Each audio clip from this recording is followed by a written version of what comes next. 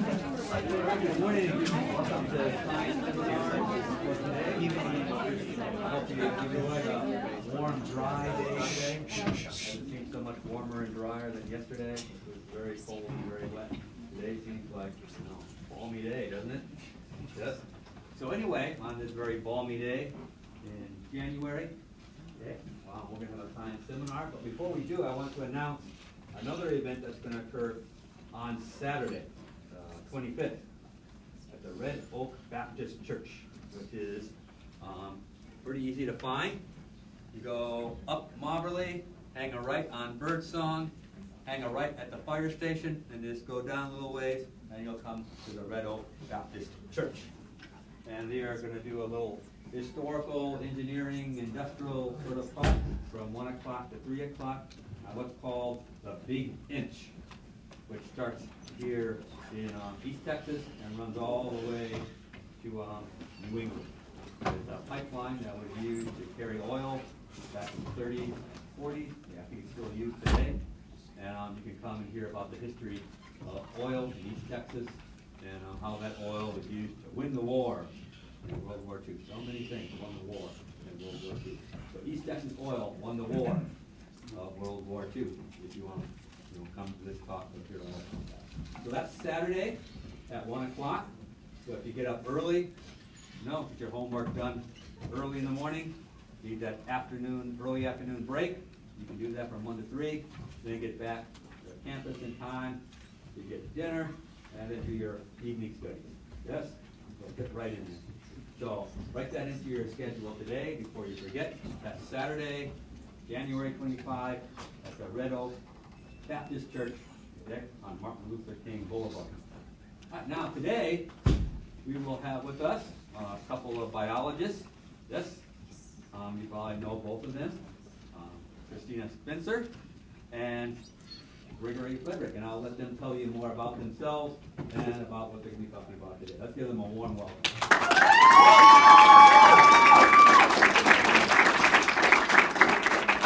Thank you all for being here this morning. I'm glad you came. I know the weather's not beautiful outside, but I'm glad you came. I think you'll learn some interesting things today. Hopefully you'll find the talk maybe somewhat amusing. When Christina talks, she's going to talk about some really, really interesting science, but it's deep stuff, so listen carefully when she talks. I'm going to be more entertaining as we go through. Christina's actually a double major, biology and chemistry. And so if you're a chemistry major, she can identify with you. If you're a biology major, she can identify with you. And hopefully we'll help you all identify some along the way. Can you say anything else about yourself before we get started? Well, yeah, so I'm a sophomore biology and chemistry major. I worked with phages all of last year, so 2 semesters. And then, I took a break last semester, which actually made me really sad. So I was telling my friends, I have phage withdrawals, because I started falling in love with phages and bacteriophages, which we'll explain a little bit more in this talk as well. So, yeah. Beautiful. So we've divided up the talk. I'm going to give you a little bit of historical perspective, give you some biological perspective, and talk you through some of the things about where we're going.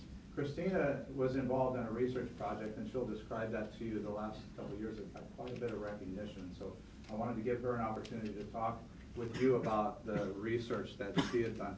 A lot of the students in here right now are actually in Gen Bio 2, and the research that she did was predominantly part of our Gen Bio 2 bioinformatics course. And so I think it would give you some insight into some of the research that our students are involved in. So I'm going to go for a sec. Christina's going to get a little break. If you were here last week, you probably heard me try to ask a question pretty unsuccessfully. I got laryngitis on Thursday last week, and I could just barely talk. It's better today. I'm hoping it stays for the bit of time that I need to talk. But if my voice goes crazy, you have an idea of what that's about. So the title of the talk is trying to get you focused, because our lab, and by the way, I should preface by saying both Dr. Ballerini, who's sitting here, and I teach these courses together. And one of the reasons we do that is because we love each other, right? Yeah, we love each other and we enjoy working together, but the program that we're a part of actually requires 2 faculty members to participate, because it's a very dense research program that involves predominantly freshmen, some sophomores, and just a few upper class students. So trying to get young students involved in science And to understand science and understand the scientific method is a complicated thing to do. It takes a lot of one-on-one time. And so the program that we're involved in, you can see it at the top. It's sponsored by the Howard Hughes Medical Institute. And I'm just going to run into some introductory slides here and talk to you just a little bit about this.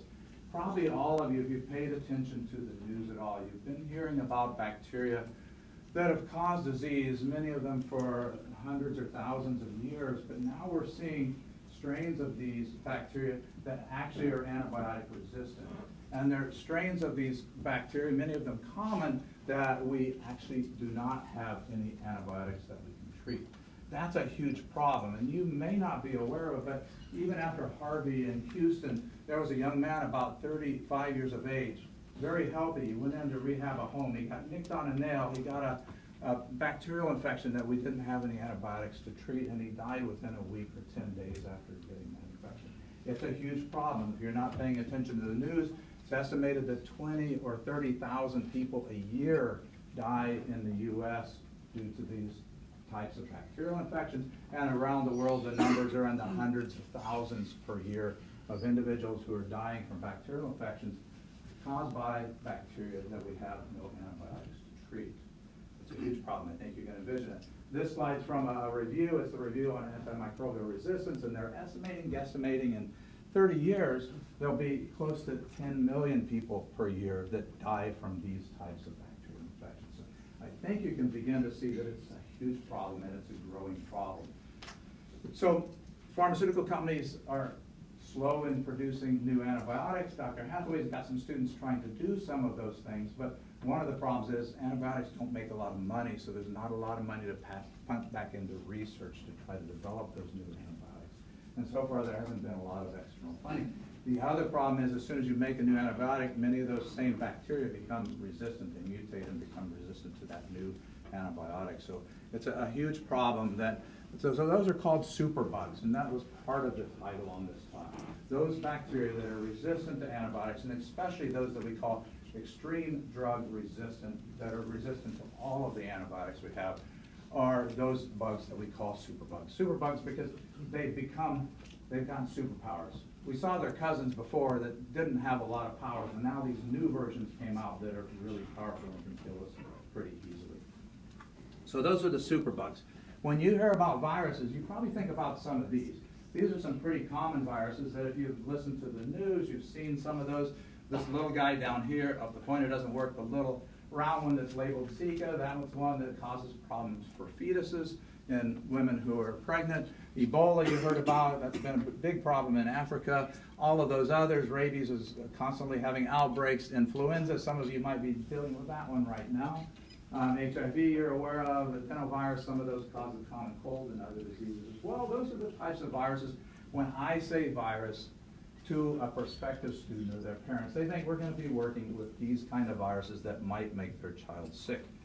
But we're not working with those. Those are pretty common viruses, and some of them do have superpowers. But the viruses that we work with aren't able to infect human cells. So that reassures parents just a little bit that their children aren't going out to find viruses in the environment that actually might make them sick. And so that's one aspect of this talk. The type of viruses that we're going to call superviruses this time are actually viruses that are able to infect bacterial cells. And you can see, I can't point, I should get Dr. Hathaway's pointer, but this is the virus particle, and you can see 10 or 15 of them on that particular bacterial cell. They've done what we call attached to the bacterial cell, and they began the process of infecting that bacterial cell. Viruses like these, the long name is bacteriophage. There's a whole reason behind the name, but phage basically in Latin means to eat, and people thought that they were eating the bacteria when they first observed them. So that name stuck. And we usually shorten bacteriophage to the easily pronounced phage. So you'll probably hear us say that in this talk a few times. So those are bacteriophage. That's the first stage of infection. But you should know that those viruses that are attached to that bacterial cell are attached by molecules that are on the surface, and they have proteins that are specific to binding those molecules that are on the surface of the bacteria. So that's one thing that limits these viruses from being able to affect. If the particular bacterium that's causing a disease doesn't have the right receptors, usually carbohydrates on the surface, a particular virus won't be able to bind and begin the initiation process. I'm going to skip a lot of the biology because some of you don't care, but if you want to know, you can ask later. But viruses like this have two possibilities. Some of them are programmed genetically to go and infect, replicate, lyse the cell open, and burst out and release more viruses. Others of them have another option. They can go in and infect, their genome then becomes part of the chromosome of the bacterial cell, and they stabilize that way. If the environment gets iffy and the bacteria gets stressed, the phage actually has a way to sense that, and the phage then can jump out and lyse the bacterial cell if the phage senses that that bacterial cell is not healthy. But if it doesn't, it'll just be happy to be a part of the chromosome of the bacteria. I'm not going to give you the names, you probably won't remember them, but they each have two names. They're very well characterized and defined on what does that. Some viruses can only do that first. They can only do the lysis or lyse the cells. Others have the opportunity or possibility because of their genetic programming to actually become part of the host chromosome and just live happily there as long as the house is happy. It's kind of like at home. If you got a roommate that's happy, you're going to stay there, you're going to be good, everything's going to be good. But if your roommate gets unhappy, not easy to get along with, that's the bacterial cell in this case, you're going to try to get out of there as quickly as possible because you think things are going to go downhill quickly. Maybe that's not your scenario, sorry if it is. All right, so we're looking at these kind of phages. Where do we find them? Every semester in the fall, we have students go out, and the types of bacteria that we're looking at, and there's 1,000 different types of bacteria. In fact, I'll just give you a little bit of data. Scientists have determined if you take about 1 gram of soil, there are over 1,000 different species of bacteria in that 1 gram of soil. That's a lot of different types of organisms. So we know that some of the cousins that we're interested in finding cures for tuberculosis. I think you've heard of that one. A cousin of the bacterium that causes tuberculosis causes leprosy that you've read about in the Bible and other places. And another cousin of those two causes diseases that result in abscesses throughout the body, and the bacteria disseminates or spreads throughout the body and causes all kinds of organ dysfunction at that point. So we're looking for bacteria that, or bacteriophages that can target those types of bacteria. So we use, again, I tell the parents of students, we're going to find viruses that can kill this human pathogen that would kill your child. None of them are going to send their students to Inferno. So we have to use a safe organism, right? We'll use a cousin of those cousins that I just told you about that's relatively safe, that doesn't cause disease, and yet it's similar to those organisms that can cause disease in humans. So we do the first step. I send students out to the environment. They bring back soil samples early in the semester, and we teach them how to extract hopeful viruses out of their soil samples that they've brought back in from different places. We teach them how to grow the viruses, characterize the viruses, quantify the viruses. We teach them how to isolate the genomic DNA from those viruses, because we really can't understand who the virus is and what it's capable of unless we can look at their genomic sequences. They also prepare electron microscopy grids so we can actually visualize the virus. And so we go through all of those processes in the first semester so that they can understand who this new virus is. Another cool fact is that students get to decide the name of their virus, and they come up with some pretty clever names for their viruses along the way. And there's a whole consortium that is involved in this. The process is founded or started by the Howard Hughes Medical Institute. Is anybody aeronautics in here, or aviation? There's one. There's two. So, do you guys read Fly magazine? You don't. You haven't heard of it. There's a magazine that's all about aeronautics. It's called Fly Magazine.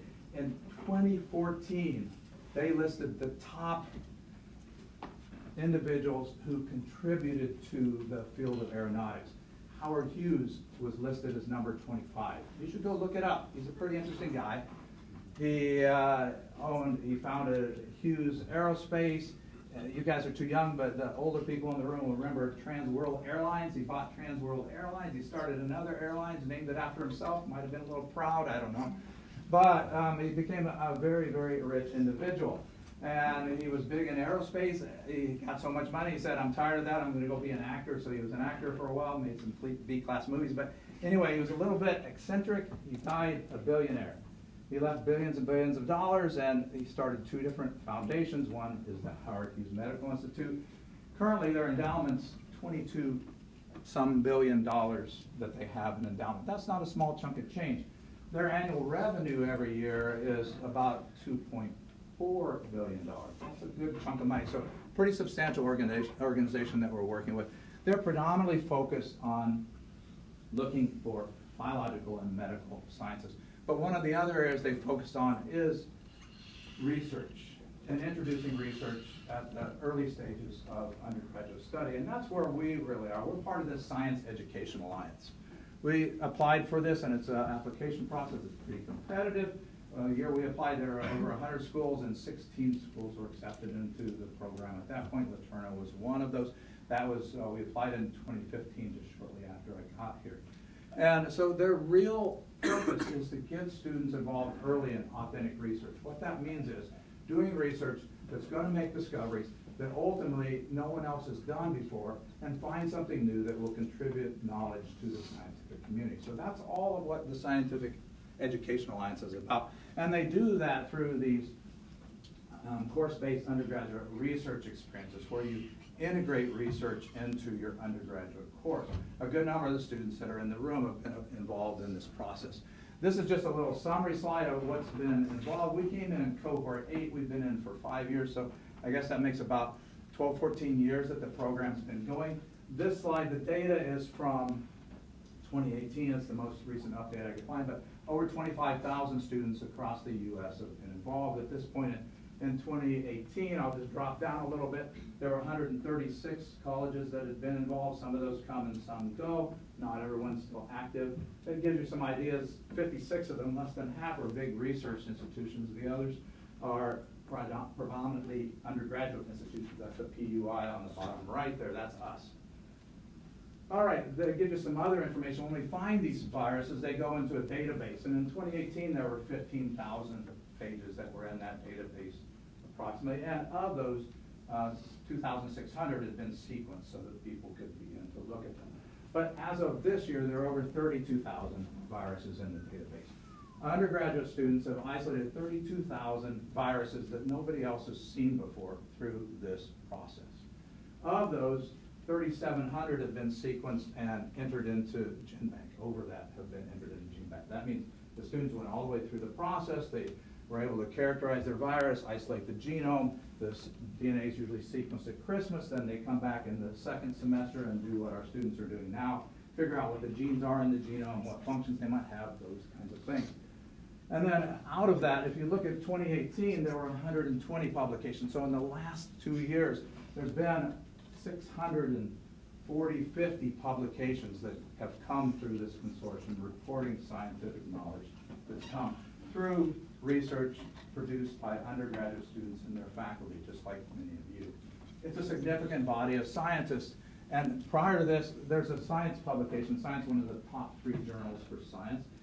And it has 600 and some authors on it. And the editor said, you can't have 600 authors, and there's no way 600 people could have contributed to this research, but each one of them had a part in the research that was presented there. It's a huge body. So what's Laterno done? I'm trying to go fast because I want to give Christina her 20 minutes. So we found 81 phages so far. We've been in, this is our 5th year that we've isolated phages. Those 25 have been sequenced. It's expensive to sequence. They only do a certain number every semester, so sadly, not all of them have been sequenced, and some students haven't been able to get to the point of getting enough genomic DNA. You can add 7 to that number of 12 that are in GenBank. 7 went in over Christmas break. I finished those up, and so those are in the GenBank now. The cluster thing is just how we identify them as unique or different. So we've got some like the top one. Cluster A is a huge cluster. And so we've got 7 of those, and cluster P is relatively small. We actually own the majority of the cluster P pages. And then the others each have unique characteristics that students describe. It's been a long work. This is one of the first groups that went with us each summer. Trying to go fast, Christina. This is the first group. We get to take one group of select students out to Washington, D.C. each year to present their research. And this is the first group. Some of you might know Seth Matson. He played basketball here if he's been around for a while. And that's Elisa Wilson. They're both biology majors. Seth is down in medical school in Houston area. And Elisa's working in a clinical research laboratory in the Austin area right now. They went with me the first year to the HHMI. This is the picture of the Genelia campus. It's on, you can't see it there, but it's on Helix Drive. And this is Dr. Ballerini. He took the students that year. Only one of us can go each year. I got invited out for a second meeting afterwards, so I joined them just in time to hear their presentation. That's Connor Yeager and Megan Perez. If you were here last week, you saw Megan talk. And this is Annabelle Melanowski and Catherine Baker. They went the year before last to present their research. And all of the research you have an opportunity to preview if you want. If you just go right around the corner, you'll see posters from all of those presentations. Those that I just highlighted are the ones that went to HHMI, and they're on the main hallway except for one that's just around the corner. They're in sequential order, and if you look down the biology lab hallway, you'll see those in all. We've got over 40 or 50 presentations that students have done at some conference along the way. Those are the only ones we could take to the HHMI symposium because they pay all the bills for getting there, no matter if you're flying from Hawaii or New Zealand or wherever you might be coming from. But go check those out. It's a lot of hours. There's only 19 frames there. Some of them are 2 or 3 posters deep because I had to start covering up some of the previous ones. So there's a lot of research hours that are in there. That brings me to this slide and the exciting stuff that Christina Spencer is going to talk to you about. Each semester in the second semester in the year, we ask the students, think about something that's peculiar. Think about something that's unique. Think about something that you think is an interesting story about your virus that could build a story.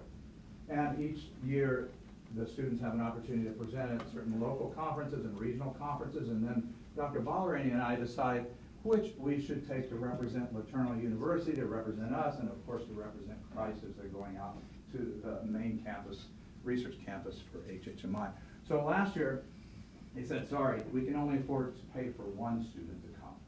And Christina's work was really exceptional, and then I'll just tell you this, about 10% of the schools that get invited, they read the abstracts and they say, whoa, that sounds really interesting. Everybody needs to hear that.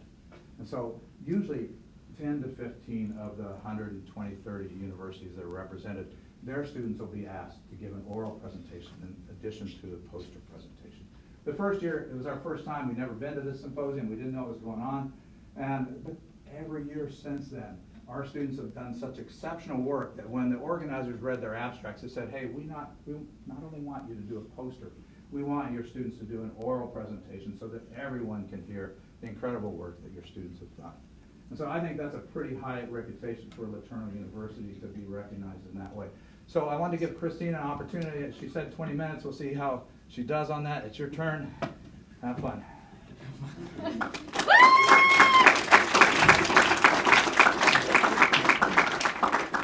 Okay, so some background about how I actually got started in this research. So we were doing the annotation phase, so we're trying to figure out what the genes are in Mycobacterium phage foam, specifically the one I was working with. And 2 genes, which were 53 and 55, were found to be similar or homologous to methylase, or DNA methylase or methyltransferase. And those DNA methylase were also similar to soil-dwelling bacterial species versions of methylase. Also observed that not just other bacteriophages also had methylase genes. So this kind of caused me to wonder, okay, why would these bacteriophages all have these methylase genes? So what exactly are methylases? So first, if you're trying to keep someone out of your house, you usually would try and hide yourself and make it hard for them to get in. That's essentially what the bacteria does.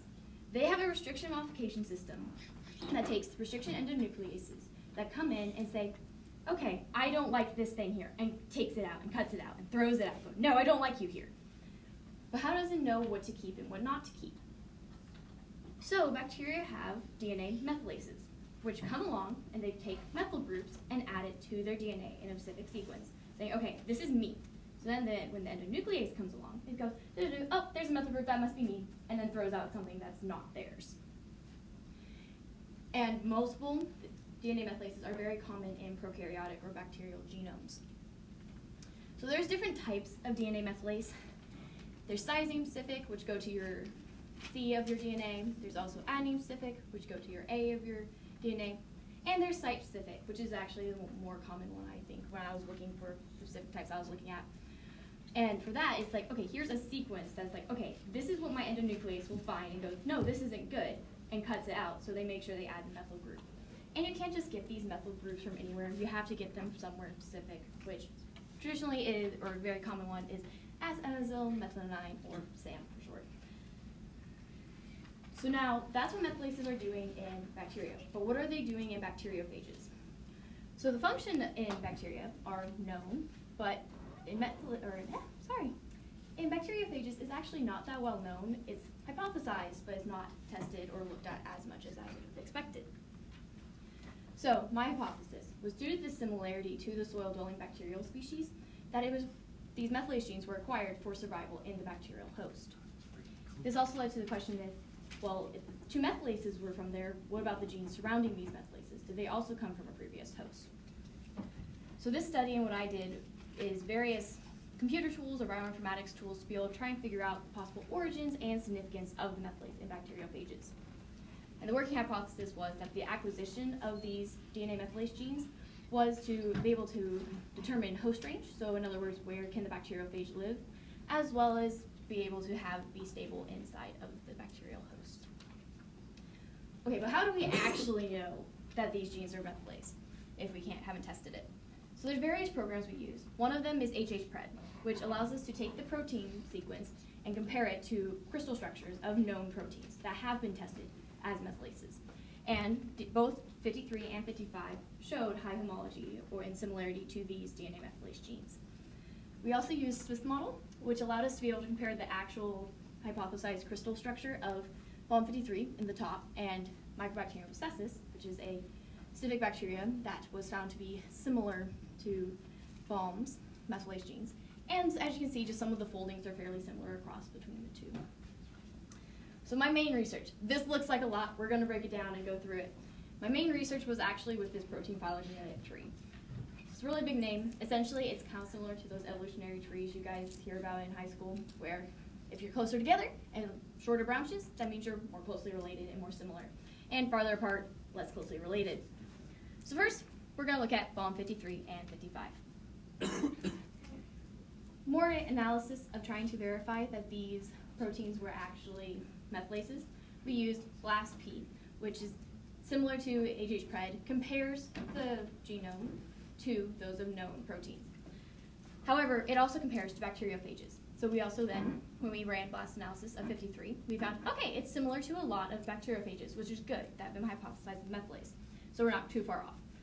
But it also was to various soil-dwelling bacterial species and had fairly high similarity to those. One of the interesting things I actually found was not only did it have homology to these, but of the top 100 alignments, 45 of them were to different slight variations of Mycobacterium abscessus strains of DNA methylase.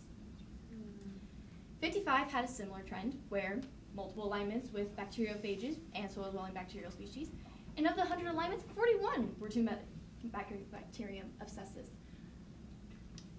So basically what that kind of summarized is genes 53 and 55 showed homology to various bacterial organisms, but they also showed slight variations. Like 55 showed some to Mycobacterium fortuitum, while 53 didn't. So there are slight variations in these DNA methylases. I also ran BLAST of the genes surrounding methylases, and all of them also showed homology to soil-dwelling bacterial organisms. So looking at backing out in our tree, P1s, which, by the way, Phalm is a P1 phage, so that's just its cluster, or how it's arranged.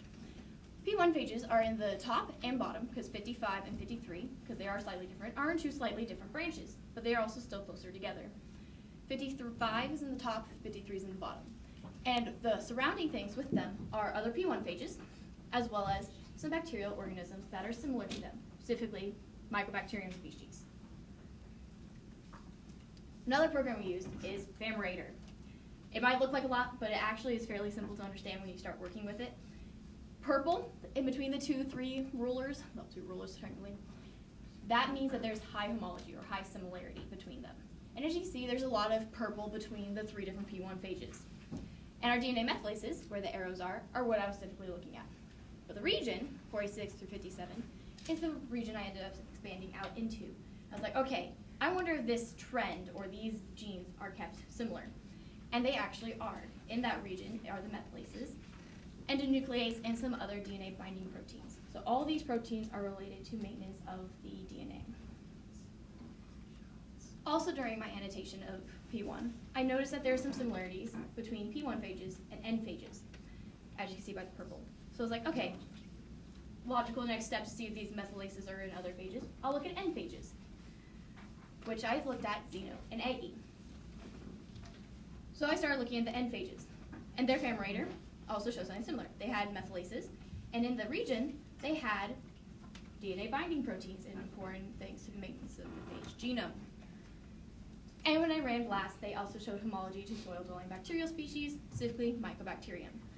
One thing that's also interesting is the fact that Xeno and Aggie, they were both N phages, but they were different enough to where Xeno was actually more closely related to one of Fallon's methylases, while Aggie was kind of off on its own, which is why there's two separate circles.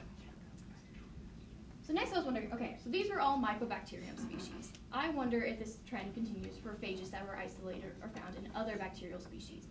So I decided to look at AY phages, which are isolated in Arthrobacter. So the AY phages also had methylase genes. So I'm like, okay, cool. I wonder if this follows the same trend. Ran blast analysis, they showed homology to or similarity to DNA methylase in bacterial cells. So it's like, cool. And as you can see, the methylases are all fairly closely related up there. So I was like, okay, let's see if family are similar too. And it did show a similar trend. There is methylases along with other DNA binding proteins and DNA maintenance proteins. So it's like, okay, so remember those life cycles Dr. Frederick mentioned? How there's one that just instantly bursts out of the cell, which is called lytic phages, or the ones that kind of like hang out are lysogenic. All the phages I looked at to this point have been lysogenic phages, so they like to hang out in the cell for a little bit. So I was like, okay, these DNA methylases, they make sense for lysogenic. I wonder if there's any lytic phages, or the ones that burst out, that like this. So I was looking, and I found AQ phages, which are lytic Arthrobacter phages. I was like, okay, do they have methylases? And guess what? They did. They had methylase genes. So I was like, that's really cool. I wonder if it follows a similar trend. And it did. They had homology to Arthrobacter species of DNA methylase, which was really cool. And as you can see, they're kind of close there. And I also looked at the family map, and they're a little bit different because, of course, they're a different phage, type of phage. But they still have DNA methylase and DNA binding proteins all in this region that has similar pattern across the cluster. So I was like, okay, I looked at Arthrobacter lytic phages. What about Mycobacterium lytic phages? Are there any that have this? So I looked at O phages. And O phages are lytic Mycobacterium phages. They also showed homology to soil-dwelling bacterial species, as well as the fact that, hey, they're closely related. And also, the interesting thing is, those two O phages I looked at were actually closely related to Aggie's methylase, which is one of the N phages. And family, again, because they're lytic, it looks a little bit different, but they still had the endonuclease gene, methylase, DNA binding proteins there. So that was a lot of information about all that tree, because that's a big tree to go through. So essentially, what that kind of like summarizing what the tree looked like is P1 and O methylase genes are most closely related to those of Mycobacterium species. These were all isolated from Mycobacterium magmatis, so that makes sense because they're the same genus or type of species that they're related to. And AQ and AY phages are most closely related to those of Arthrobacter, so they're similar to what they were isolated in, which is to be expected, right? Because if you're trying to hide from your host, you want to have something that looks like your host, right? You don't want to just be like, hey, I'm you, but then you look like nothing like them. That wouldn't work very well. So that's kind of what the tree showed. One of the other interesting things I found. This looks really weird, and it is kind of a little weird, so I'll try and walk you through it. One of the interesting things that I found, so I was wondering if this methylase could have come from a previous host. So I was like, okay, is this synteny or pattern of the ordering of these genes similar to any of the bacterial species that I found? And Foam actually did have synteny or similarity in ordering to that of Mycobacterium abscessus. So the DNA methylase, actually, the RECT-like binding protein, two hypothetical proteins, translocase, endonuclease, two more hypotheticals, and DNA methylase. That exact pattern is found in a Mycobacterium abscessus strain, which also, key thing, that Mycobacterium abscessus strain, as far as we could tell when I looked at it, did not have any lysogenic phage hiding out in it. So that pattern is actually strictly in the bacterial genome. So the fun thing about that is that's a very big support saying, hey, this probably came from either like a very closely related host. This region of the genome came from a host. So wrapping all that up, the presence of two methylases that are slightly different shows that the fact that Foam probably lived in a different host from various bacterial species that have multiple endonuclease or restriction systems. Because if I have one, yeah, sure, I can defend from this. But if I have this one over here is slightly different, well, this one might not be able to defend from this. So you have to have another methylace to be able to try and protect from both. That's at least what we were thinking. Also, based on the conservation or the continued pattern of this region that we were looking at, being in fawn, being conserved and kept through the years, it probably is very important to the survival. Because if it wasn't helpful, it's not like you want to carry around a backpack with textbooks from last semester. That's no fun. You don't need that extra weight. You want to throw that out. So that's what essentially would have happened with the P1 phages. They want to keep this region because it's helpful to them right now. And the fact that also these methylates and surrounding DNA proteins were kept across all clusters, not just P1, also shows that it's a continued trend, not just specific for these phages. Also the fact, like I was talking about, the fact that the synteny or similarity to the fact that Mycobacterium abscessus had this ordering is the fact that this probably came from a previous host. The fact that these DNA methylases are located near genomes and genes that are important to the maintenance of the phage genome helps us kind of go, okay, usually when you have something close to something, they like to be related in function. You don't want something that's like, here, I'm going to eat over here, and then I'm going to sleep over here. That'd be a little weird to have them together sometimes. So that's essentially what the phage does, is you want to have things that are similar, close together. And that's why we're like, okay, methylase is close to DNA editing genes, so it probably is related to the maintenance of the phage genome. Also, some of the studies I found did suggest that methylase is stable or necessary for stable lysogeny, which, that's a weird word, but that's the lysogenic cycle. So in other words, being able to go in and hide and sleep in the phage, or the bacterial genome. Also, the homology to various bacterial species, hopefully we can use to get some additional insight to host range. Because all the ones we found, the Mycobacterium phages, had similarity to Mycobacterium species. So that would make sense. That would need some more work studies to be able to actually figure out if that's completely true. So, summarizing that again is basically the fact that methylase genes in bacteriophages are most likely related to the protection of the phage genome in their initial entry into their new host. Methylases also mostly function in the protection of the phage genome from the host restriction modification enzyme attack. And then back to Dr. Frederick for a summary. Thanks, Christina. So I realized I made a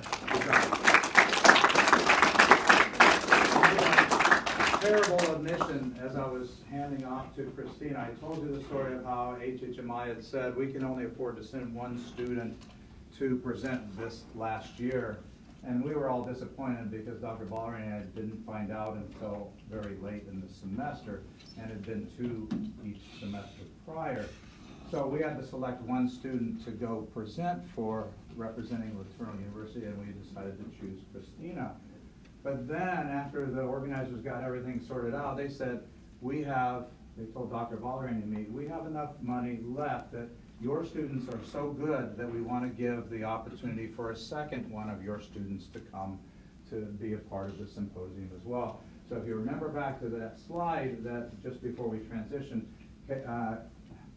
Caitlin Gutierrez is on there as well. We selected her to go ahead and represent Laternal University as well. She had worked, she's sitting here in the third row. She worked on another project, and Dr. Ballerini and I had a hard time debating on which one would be better to send. And so when they gave us the option to send a second student, she was an obvious choice, even though she hadn't been directly a part of this research. She quickly got up to speed, and she helped Christina present it during the oral presentation and also at the poster presentation at the conference. A couple other things. I'm going to try to finish fast here. We've got some time, but let me just refresh phage biology for you.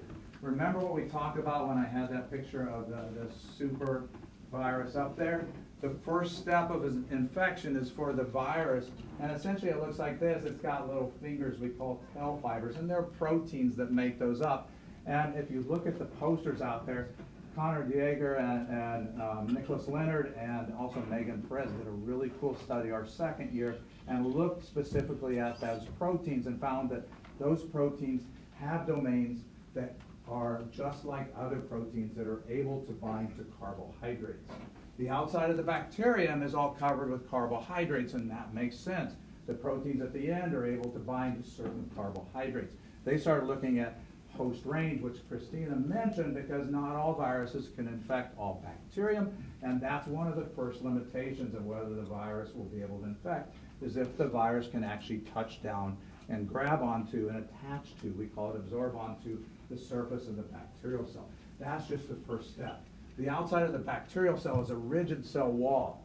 The bacteriophage is different from the viruses you're familiar with. It doesn't enter the cell, but it has to inject its genome into the cell. So it's kind of like ice fishing. It carries some enzymes that can make a little hole in the surface of the bacterial cell so that then the virus can inject its DNA down through that little hole that it's produced into the bacterial cell. Here comes the next scenario. If you're a bacterial cell, imagine yourself as a bacterial cell and a virus is coming trying to infect you, and that virus might just kill you. You probably don't want that to happen, right? So most bacterial cells actually have protection, and those are those restriction enzymes that Christina mentioned. The restriction enzymes are specifically designed to chop up DNA that doesn't look like the host cell's own DNA. And that's where the modification enzymes that she mentioned come into play. The host chromosome has already been covered by these methyl groups that she mentioned, so the bacteria's restriction enzymes don't chop up their own chromosome. But a virus coming in, if it's been living out in a different kind of cell, it won't have those methyl groups, or may not, on its surface of its chromosome. So as soon as the chromosome enters, those restriction enzymes can chop up the phage or virus chromosome so it can't kill the cell. That's one of the cellular defenses to bacterial virus infections. There's a whole bunch of those defenses that we know of. That's why Christina's story was interesting, because in the soil, we go out and we just grab soil. We have no clue where these viruses have been living, which bacterial species they've been living in. They probably aren't living in any of the ones that were described in this presentation, because we know there's tens of thousands of different species there. But they're living in some cousins. But they're bouncing from host to host, and it's probably not different or the same species every time. They're bouncing from species to species. So they have to be able to protect themselves when they get into a new host, so those restriction enzymes don't cut their DNA and basically kill the virus from being able to infect. There's several other layers of restriction in the process that someday, if you take a virology course or take our Gen Bio course, you'll learn more about. So that's all cool stuff. It's very cool science, and our students are learning a lot. But I always get the question, why is this of any value? You're learning about some viruses, you're isolating a lot of viruses. Why is it of any value? Until about a year ago, it was all hypothetical.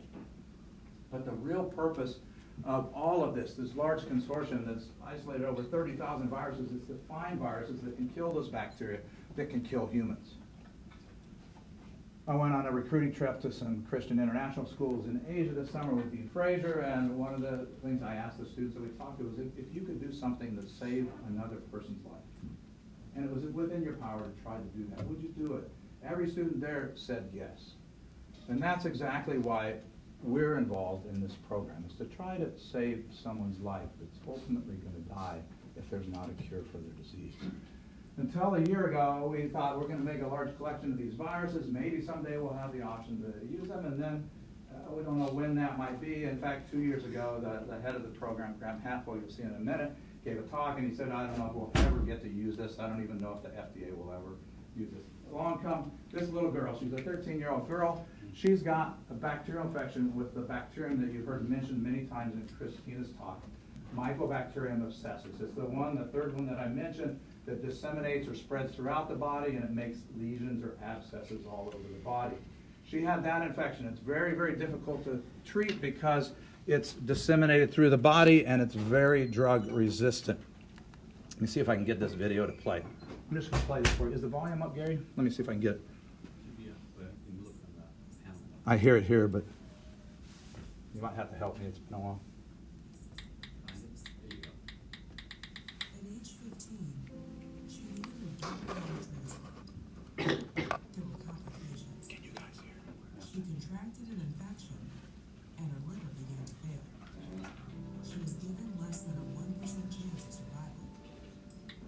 Because the infection in Isabel's body resisted every antibiotic the doctors gave her, Isabel's mom began searching for an alternate treatment, a new treatment, and what she found was phage therapy in the Halfwell lab on the campus of the University of Pittsburgh. Graham Hatfield's the head of the entire matches an C exact phages program. bacteriophage, a virus with a specific bacterium to attack and kill it while ignoring the rest of the body's cells. It was a hypothetical matter at that time because nobody has done that before. This would be a completely new and rather scary in some ways intervention to move to try to do that. On the other hand, we also appreciated that Isabel was out of options. But the key to making this revolutionary and forward-thinking treatment work would be finding that exact match. And with Professor Graham Hatfield, who has dedicated his 30-year career to studying and collecting bacteriophages, he's become the conductor of a symphony of scientists, researchers, and technicians across 150 institutions with a model to inspire and empower more than 5,000 young diverse scientists from New Zealand to Nigeria. And in doing this, science for the sake of science, his team has amassed the largest collection of phages in the world. So with time running out for Isabel, Professor Hatfield and his team sorted through and experimented with the 15,000 phages in their collection to identify and genetically modify a cocktail of 3 phages to attack Isabel's exact infection. And as physicians in London administered the treatment, Professor Hatfield and his team, an ocean away, waited. Within weeks, Isabel's body started to heal, and while she is not fully cured, the infection is under control. Isabel is back in school, learning to drive, and living the life of a normal teenager. Very few people in the world work on these particular types of phages. I'm not sure that there was anybody else in the world that could have done, and so that feels very special that this team of people was able to put that together.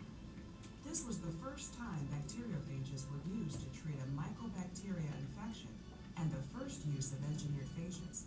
Researchers hope that this is a transformative moment, one that could become life-altering and life-saving for the millions of people around the world who contract antibiotic-resistant infections each year. And it is why researchers, physicians, and patients across the globe are now reaching out to the University of Pittsburgh. Because of the work and vision of these pioneers, thinkers, disruptors, and champions, there is nowhere else on the planet where this could have happened. So we're not at the University of Pittsburgh, obviously, but we're part of that symphony that was mentioned in that video. Our students, those of you that are in this room and others that have helped to isolate phages, every phage that we collect goes into their collection.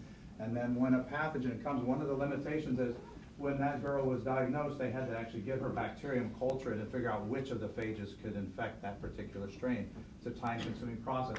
They found 3. One of them was that type that could just kill. The other 2 weren't. They could hang out inside, and if they hang out, they cause problems. So they actually had to go in and genetically modify the viruses so they couldn't hang out anymore and make them into viruses that could only kill. And so they had to grow up large concentrations of them and constantly, every day, perfuse them into her bloodstream so that they could go out and find the bacteria that were lurking in her body. And that's one of the reasons it says she's not 100% cured, because we don't know if there might be 1 or 10 or 100 cells somewhere in her body that just are suppressed by the presence of the phage. But they're continuing to look. They're looking for more viruses in the group that we have. So that's the story. That's why we're a part of it as Laterno, because I think it's important that we do research that contributes to science and also influences people's lives. I appreciate you guys for being here. Thanks for your attention. Hope it was an interesting story for you too.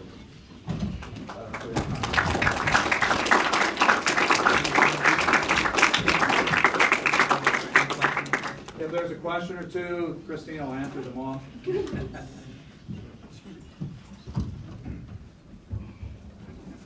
it didn't make sense, you got one? So once the phages are able to kill the bacteria, and there's no bacteria left, will the phages have a negative effect on the rest of the body? That's a beautiful question. You want it? You want me to? I mean, I can answer it probably answer it better. So, so because the phages have like their host range, traditionally the eukaryotic cells, as far as we know, they can't get in and kill those eukaryotic cells because it's not their host range. They wouldn't be able to survive inside of the eukaryotic cells. So they shouldn't cause, as far as we know, problems for humans. they really have different systems for replication and transcription and all the biological processes, so they really can't survive, even if they could get into our cells. One of the bigger questions was, what's the immune system going to do? If you're pumping in all these strange foreign bodies, what's the immune system going to do? And so far in this one case, the immune system doesn't seem to be mounting an immune response to these viruses, and we're not exactly sure why. But it's possible, and that's why they're looking for alternate viruses that will have different characteristics on the outside. So if her immune system does start to reject these viruses, we'll have alternates that use to treat her situation. And hopefully, you know, if you get this type of infection, you're usually on antibiotics for about 7 to 10 months anyway to make sure that there aren't any bacteria lurking in your body. And so they're following the same course of treatment with these viruses. And hopefully in another 6, 7 months, they'll be able to start to remove the phage treatment and just monitor her. And I think they might have already done that. This video is a little bit old, to make sure that the bacterium is not starting to recirculate in her system. Great question. What else you got? Anything? Yes, sir. What's the risk that virus could mutate and attack good bacteria, for instance? Everything mutates that's alive. We don't really have bacteria in our body, normally in a healthy state, that look similar to these types of bacteria. Even the broad group of bacteria that she mentioned, actinobacteria and mycobacteria and the others that are in one broad group, we don't typically, if we're healthy, have those types of bacteria. The receptors on the surface of the bacteria that we have look very different, and they had to go through 10,000 viruses to find 3 that could infect this one strain. It's very unlikely that they would be able to mutate. It's not an impossibility, because biology wants to be biology, but it could happen, yeah. But it's very low probability. Any other questions? Okay, well, let's thank our speakers again.